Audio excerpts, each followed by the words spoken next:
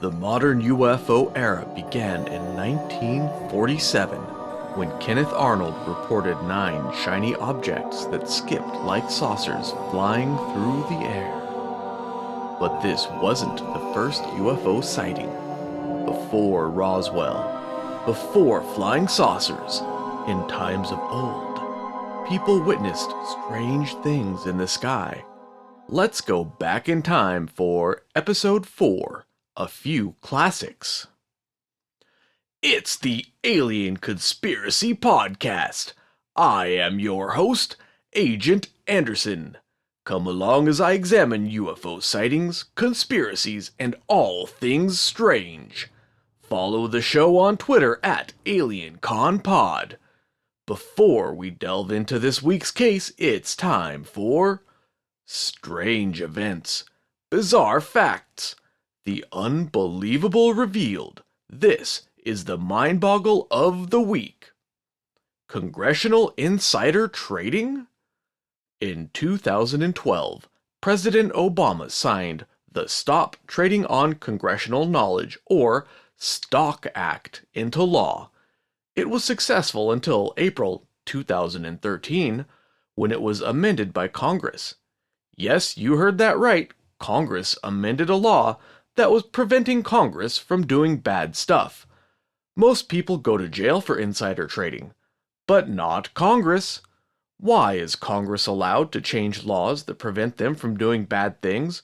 Why are they allowed to give themselves pay raises?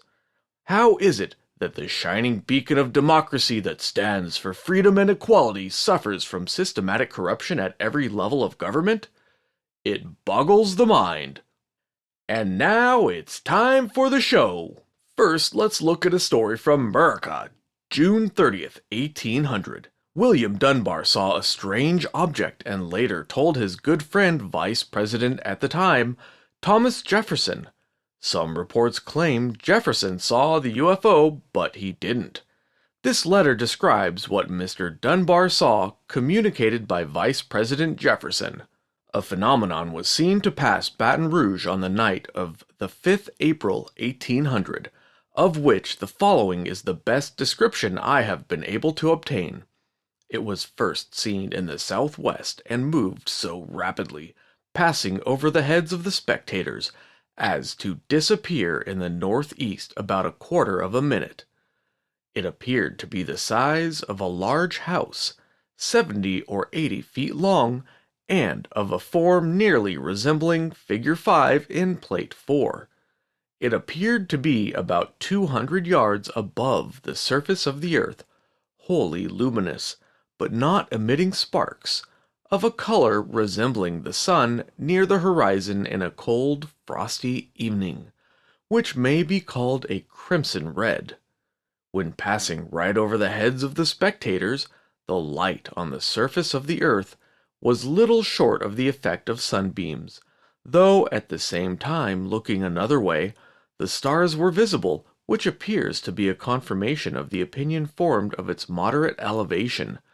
In passing, a considerable degree of heat was felt, but no electric sensation.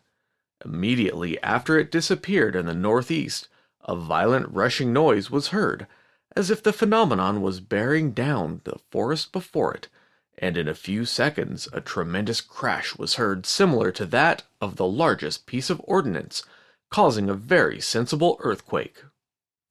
I have been informed that search has been made in the place where the burning body fell, and that a considerable portion of the surface of the earth was found broken up, and every vegetable body burned or greatly scorched.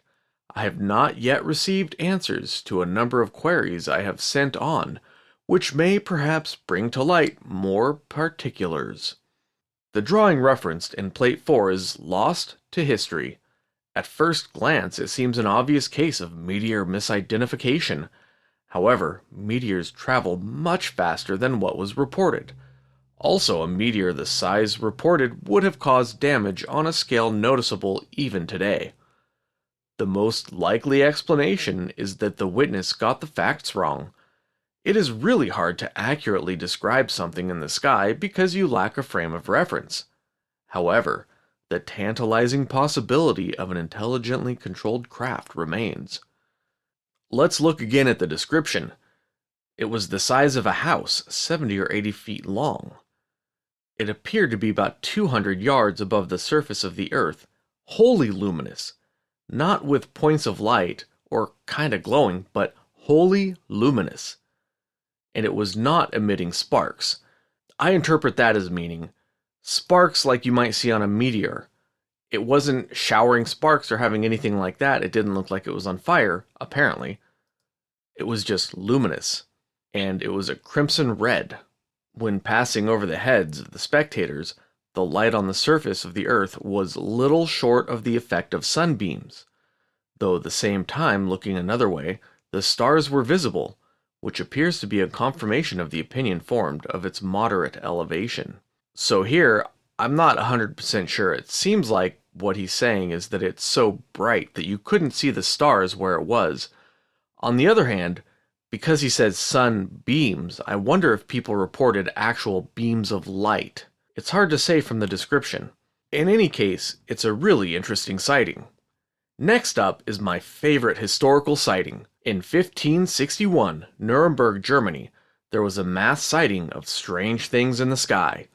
People saw what they described as an aerial battle.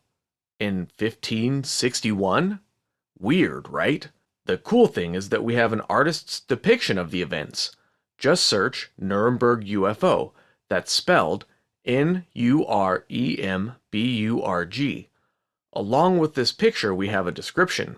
In the morning of April 14, 1561, at daybreak between 4 and 5 a.m., a dreadful apparition occurred on the sun, and then this was seen in Nuremberg, in the city, before the gates, and in the country, by many men and women. At first there appeared in the middle of the sun 2 blood-red semicircular arcs, just like the moon in its last quarter, and in the sun, above and below and on both sides, the color was blood. There stood a round ball of partly dull, partly black ferrous color. Likewise there stood on both sides, and as a torus about the sun, such blood-red ones and other balls in large number, about 3 in a line and 4 in a square, also some alone.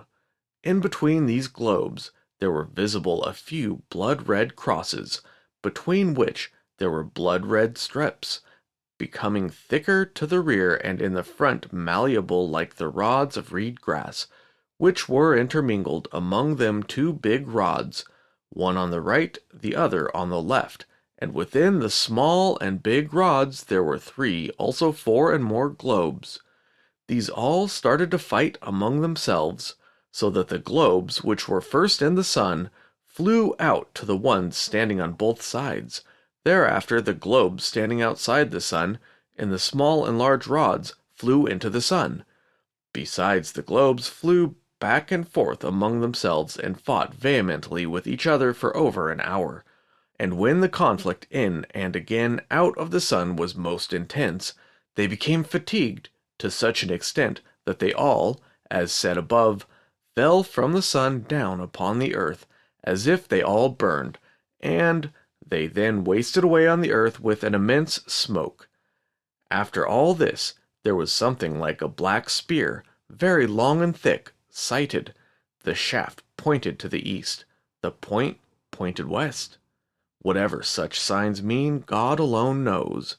Although we have seen, shortly one after the other, many kinds of signs on the heaven, which are sent to us by the Almighty God, to bring us repentance, we still are, unfortunately, so ungrateful that we despise such high signs and miracles of God, or we speak of them with ridicule and discard them to the wind, in order that God may send us a frightening punishment on account of our ungratefulness.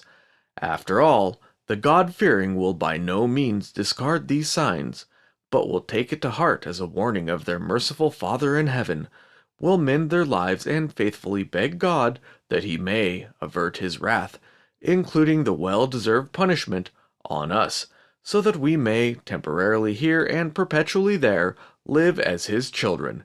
For it, may God grant us his help. Amen. By Hans Glasser, letter painter of Nuremberg. Pretty wild stuff, right?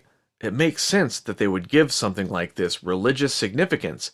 People back then wouldn't have considered government drones or spacecraft from another star. But it begs the question, why here on Earth? Space is big, really big. So why would there be a battle here of all places? The picture clearly shows one of the UFOs crashed and burning on the ground. Was the wreckage found and stored somewhere? I can't find any mention of it. Even if it was found and stored somewhere, it was so long ago that it could easily be lost to time. Some people argue that the picture looks a lot like a sundog. A sundog is caused by ice crystals refracting sunlight. It looks super cool, and everyone should look it up when they get the chance. But a sundog alone doesn't even come close to explaining the description given. So maybe a sundog, ball lightning, sprites, and a few other things all happening at the same time? Other people suggest that fireworks caused the sighting. Sounds good, but if you pay attention to the description, you may notice that it doesn't describe any kind of firework. At least I never saw fireworks do that stuff. Probably my favorite, but least plausible theory is that a time slip showed a World War II aerial battle over the city. I don't seriously believe it, but man, what a fun idea. There was a major battle in Nuremberg in April 1945, but even if there wasn't, if a battle can slip in time, then why not in space? I think it's an interesting idea, especially because the descriptions could match fairly well with a battle between incoming bombers and escort fighters, and aircraft defending the city. Don't ask me what the spear could be. Of course, it could be anything. It could just be a fanciful description or a complete fiction. Next up, in 1566, sightings that bear a slight resemblance to the Nuremberg occurred in Basel, Switzerland. Here's what happened. It happened in 1566 3 times, on 27th and 28th of July, and on August 7th, against the sunrise and sunset.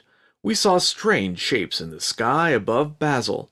During the year 1566, on the 27th of July, after the sun had shone warm on the clear, bright skies, and then around 9 p.m., it suddenly took a different shape and color.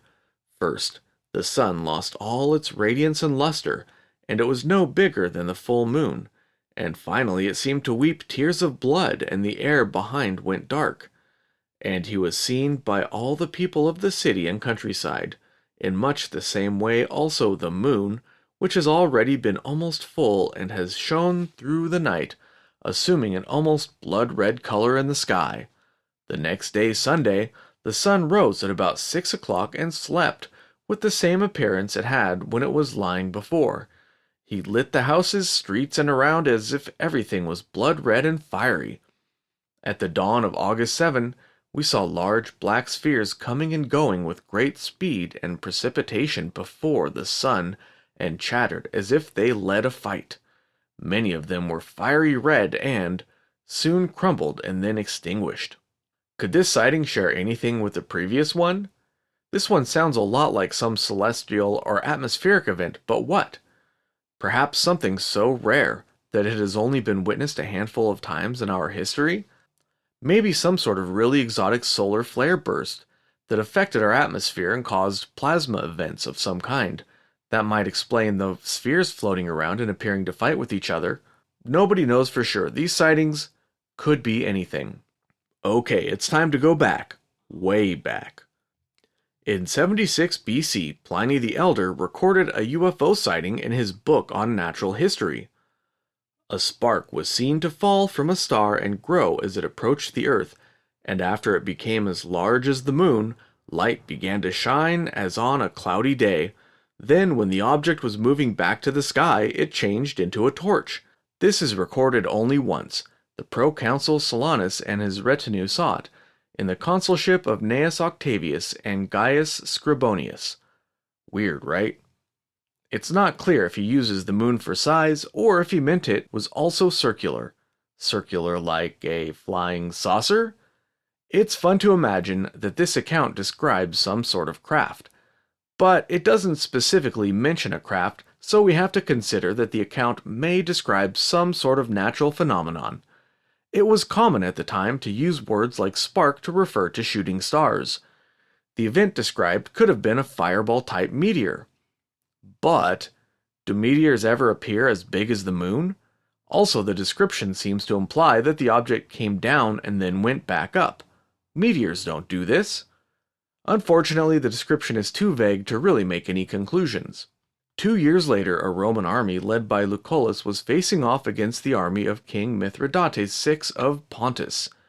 With no apparent change of weather, but all on a sudden, the sky burst asunder, and a huge flame-like body was seen to fall between the two armies. In shape, it was most like a wine jar, and in color, like molten silver. Both sides were astonished at the sight, and separated. This marvel, as they say, occurred in Phrygia, at a place called Otreae. The tempting and obvious conclusion is a meteor, but pay attention to the description. The object didn't just appear. Instead, the sky burst asunder. What would that even look like? The huge object fell between the armies. A meteor usually streaks around in the sky. This object didn't streak up there between the armies, but fell. The object wasn't described to be the size of a wine jar, but only similar in shape. A modern example is how some UFOs are described as football-shaped. The witness obviously isn't reporting a football. But most interesting is the color, molten silver. Hardly anything in nature looks like this. Not meteors, not stars, or even lightning. Just like the last sighting, there really isn't much to go on here. It could be some rare and exotic atmospheric thing. It could be a fictional account of divine intervention. Okay, now let's fast forward to the late 1800s for our last UFO sighting, mystery airships. This was actually a series of sightings that deserves its own episode, but let's just do a condensed version here. Sightings of mysterious airships started all around the world in the 1800s, but the most famous wave of sightings began in Northern California in 1896. Witnesses reported slow-moving lights that looked like locomotive headlamps. Other people reported faster-moving lights. The sightings were at night, but soon people began reporting cigar-shaped objects during the day. Some reported humanoid occupants. Many people suspected some sort of secret aircraft test, while others worried about visitors from Mars. The most popular theory seemed to be that Thomas Edison was behind the ships, but he released a statement denying any involvement. We now know that there were a few test vehicles at the time that could be described as dirigibles or blimps, but none of these would have been capable of performing as the witnesses described. Another possible explanation is that the newspapers of the time often printed fake stories for entertainment, and readers would have known that the story was fake. This is generally called yellow journalism. Perhaps the most interesting account from this wave of sightings comes from Colonel H.G. Shaw. While driving his buggy through the countryside, he witnessed a spaceship on the ground. It was metallic and had a rudder and pointed ends. He estimated it at 150 feet. 3 slender 7-foot-tall aliens approached Shaw from the aircraft, making a strange, warbling noise. These creatures attempted to abduct Shaw, but were not strong enough to force him onto their craft. They then returned to their ship and flew away. Shaw thought that they were Martians attempting to abduct him for unknown but probably sinister purposes. This is the first published account of alien abduction. Many of the accounts from this wave seem a little on the fictional side. Many of them describe pilots yelling things at each other or nearby people, or landing and talking to witnesses about things like machine guns. Some witness statements are known to be false. For example, Alexander Hamilton of Leroy, Kansas, reported that on April 19, 1897, that his son, a tenant, and himself all saw an airship hovering over his cattle pen. They saw a red cable from the airship lasso a cow and entangling a nearby fence. Hamilton attempted to free the cow but was unable to do so. Instead, he cut part of the fence and watched in amazement as the ship and cow flew off. This was considered by some to be the first example of cattle mutilation, but UFO researcher Jerome Clark uncovered the fact that the story was invented to win a Liars Club competition. The sightings in the Pacific Northwest during the late 90s weren't the only reports of airships. They were seen on the east coast of the USA, Europe, New Zealand, and Chile, among other places. Many of these sightings seem remarkable, but are rarely discussed these days. Jerome Clark, the researcher previously mentioned, offers his opinion. Any attempt to uncover the truth about the late 19th century airship scare comes up against some unhappy realities.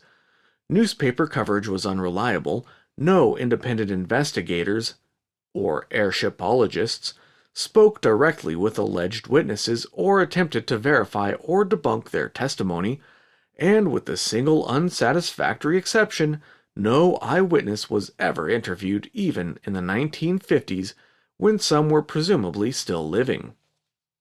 And now to wrap it all up, let's bring it back to modern days. You can't talk UFOs nowadays without talking about the Tic Tacs. It's everywhere. You could say it's a modern Roswell. There seem to be really credible sightings, and nobody knows for sure what's going on. Well, I have a theory. Astronomers have already found countless exoplanets. Well, maybe you could count them, but I can't. And among those, many of them are in the so-called Goldilocks zone. They're finding more and more all the time, so it's only a matter of time until we detect life on another planet. The government is probably pretty concerned about the disruption this may cause. Some people's belief systems might be completely shattered by the idea that there's life somewhere else out there, possibly intelligent life, possibly life more intelligent than us, or maybe just some trees. Who knows? But my theory is that this Tic Tac stuff and a lot of other news articles I've been seeing lately is part of a soft disclosure. But the reason that they're doing soft disclosure is not because they actually care whether or not people know about aliens or telling the truth. The government doesn't care at all about providing the truth to the people. What they care about is making sure that people don't flip out. The government will never tell the truth about UFOs. Whether or not they're out there, whether aliens are visiting, if they do mention aliens, if they do talk about aliens, then they have some other ulterior motive, some other purpose. It's not to inform the people. They don't really care about that. I think either they already have found an exoplanet with alien life, or the top scientists have warned the government that they are very likely to find it soon. So the soft disclosure agenda is not to inform anybody, but rather to soften the blow when it finally lands. Before I wrap it up, it's time to introduce a new segment on the ACP show. Let's call it Reviews. I'll come up with a better name some other time. But basically, I want to have short reviews of movies, books, games, or anything I think people might want to know about that has something to do with anything weird. This week, I Am Mother, a post-apocalyptic movie on Netflix, starring Clara Rugaard, Hilary Swank, and Rose Byrne, and a few others. This one is hard to even talk about without any spoilers. Basically, Clara Rugaard, who plays daughter, is raised by a robot, Mother, voiced by Rose Byrne. It would seem that most everyone is dead from some unknown catastrophe, and that's all I can say about the plot without spoiling it. But I can say that the acting was good. There's really only 3 characters in the whole movie, and they all gave excellent performances. Visually, the movie looks great. They didn't have a summer blockbuster budget, but it looks pretty darn good. The pace of the film is pretty slow in a good way. It's not an action movie, but a psychological thriller. Kind of. Paying attention to details is important, otherwise you might be a bit confused at the end of the movie. The writing is good and creates an internally consistent universe. Things that happen might not make sense out of context, but fit into the bigger picture. And one of the best things is that there was no text at the beginning explaining everything. Instead, the writers used context and well-written dialogue to flesh out the story's world. The sound design and editing were good, except that the dialogue was way too quiet. But that goes pretty much for every movie nowadays. The reason for this, I suspect, is that having the bass level lower allows for louder explosions and such, but makes it hard to watch when your kids are trying to sleep in the other room. After finishing the movie, I wanted to watch it again. A few days later, some friends came over and I put it on for them. Right when the movie ended, they all said they wanted to see it again too. The second time around, I noticed things I didn't the first time. Anyway, I highly recommend it. It was an excellent movie, one of the best I've seen recently. Alright, to wrap it all up, history holds many tales of strange things. These stories are difficult to evaluate for two reasons. First, it is difficult or impossible to investigate or research things that happened so long ago. For many of these old sightings, we only have a bit of witness testimony to go on. Second, the language and culture were very different even just 100 years ago. So much that a story in a newspaper that might have been an obvious fabrication to people back then might seem like a real story to us. Even in the cases of legitimate sightings, people would have described objects based on what they knew. Flying saucers might have been chariots, meteors would have been sparks. It is impossible to really know what caused many of these sightings, if they were hoaxes or tall tales, or genuine alien visitors. Even so, they are fascinating accounts worth hearing. If nothing else, they prove that people saw strange things in the skies well before 1947, and in fact have always seen strange things as far back as history was recorded. As always, I will end the episode with a quote, this one from Pliny the Elder. In these matters, the only certainty is that nothing is certain. Alright, thanks for listening.